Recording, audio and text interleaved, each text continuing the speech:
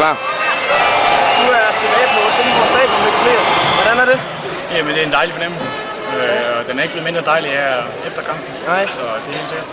2-2 mod SIF, som har store ambitioner om at rykke op. Hvordan er I tilfreds med det? Ja, helt sikkert. Det her, det er et bonusspring for os. Vi kommer ned for at få et point, og det tog vi hjemme med.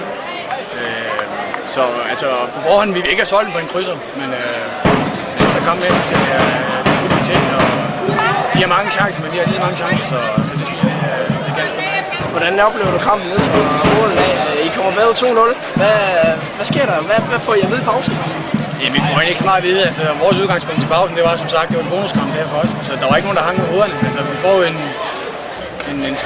skidt start, ikke? Og det er jo typisk rækkemål, hvor han står inde i feltet, og det han kan lykke til. Og så får holdt lidt for meget plads ude på kanten af feltet. Så vi går ind til pausen med den forhåbning, at vi skal ud og have et mål, så ved vi, at så er der tryk, der er pres på Silkeborg, så kan det godt knække lidt for dem. Og så Simon han sparker den godt ind, og Martin har også en på sammenføjningen, så jeg synes det er fair resultat,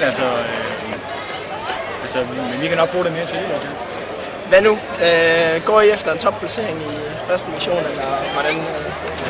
Hvad er jeres mål for sæsonen? Altså, vores mål for sæsonen det er, at vi vinder den næste kamp. Og sådan har det været hele tiden, og sådan vil det blive ved med at være de næste, hvad der skal stå tilbage, 4 kampe. 23 kampe.